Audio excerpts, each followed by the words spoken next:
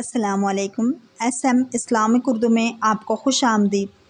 حضرت سیدنا ابو بکر بن فضل رحمۃ اللہ علیہ فرماتے ہیں کہ میں نے جب اصرار کر کے ایک رومی دوست سے اسلام لانے کا سبب پوچھا تو اس نے بیان کیا، ہمارے ملک پر مسلمانوں کا لشکر حملہ آور ہوا، جنگ ہوئی، کچھ لوگ ہمارے قتل ہوئے اور کچھ ان کے۔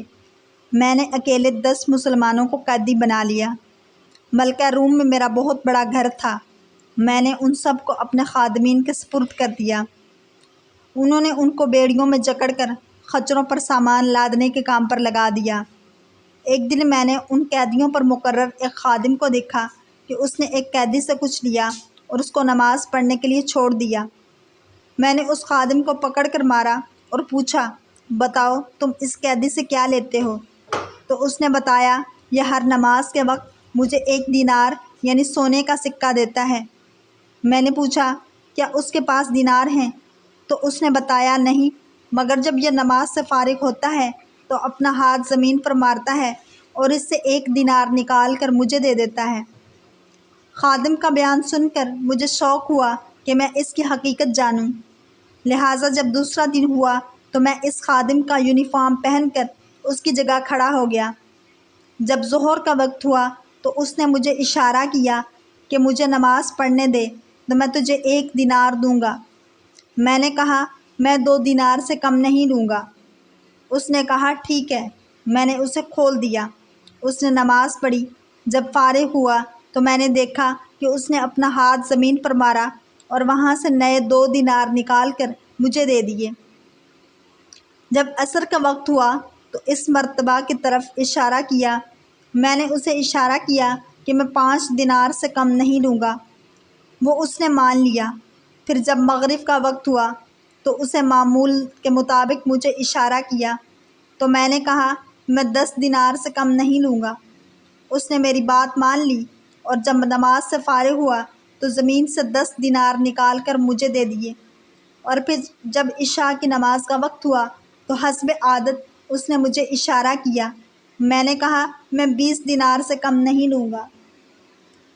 پھر بھی اس نے میری بات تسلیم کر لی اور نماز سے فراغت پا کر اس نے زمین سے 20 دینار نکالے اور مجھے تھما کر کہنے لگا، جو مانگنا ہے مانگو، میرا مولا بہت غنی و کریم ہے، میں اس سے جو مانگوں گا وہ عطا کرے گا۔ اس کا یہ معاملہ دیکھ کر مجھے یقین ہو گیا کہ یہ اللہ کا ولی ہے۔ مجھ پر اس کا رعب طاری ہو گیا اور میں نے اس کو زنجیروں سے آزاد کر دیا اور وہ رات میں نے رو کر گزاری۔ جب صبح ہوئی تو میں نے اسے بلا کر اس کی تعظیم و تکریم کی، اسے اپنا پسندیدہ لباس پہنایا اور اختیار دیا کہ وہ چاہے تو ہمارے شہر میں عزت والے مکان یا محل میں رہے اور چاہے تو اپنے شہر چلا جائے۔ اس نے اپنے شہر جانا پسند کیا۔ میں نے ایک خچر منگوایا اور راستے کے اخراجات دے کر اسے خچر پر سوار کیا۔ اس نے مجھے دعا دی، اللہ پاک اپنے پسندیدہ دین پر تیرا خاتمہ فرمائے۔ اس کا یہ جملہ مکمل نہ ہوا تھا کہ میرے دل میں دین اسلام کی محبت گھر کر گئی۔ پھر میں نے اپنے 10 غلام اس کے ہمراہ بھیجے، انہیں حکم دیا کہ اسے نہایت احترام کے ساتھ لے جاؤ۔ پھر اس کو ایک دوات اور کاغذ دیا اور ایک نشانی مقرر کر لی کہ جب وہ بحفاظت تمام اپنے مقام پر پہنچ جائے تو وہ نشانی لکھ کر میری طرف بھیج دے۔ ہمارے اور اس کے شہر کے درمیان 5 دن کا فاصلہ تھا۔ جب 6واں دن آیا تو میرے خدام میرے پاس آئے۔ ان کے پاس رکا بھی تھا جس میں اس کا خط اور وہ علامت موجود تھی۔ میں نے اپنے غلاموں سے جلدی پہنچنے کا سبب دریافت کیا تو انہوں نے بتایا کہ جب ہم اس کے ساتھ یہاں سے نکلے تو ہم کسی تھکاوٹ اور مشقت کے بغیر گھڑی بھر میں وہاں پہنچ گئے، لیکن واپسی پر وہی سفر 5 دنوں میں طے ہوا۔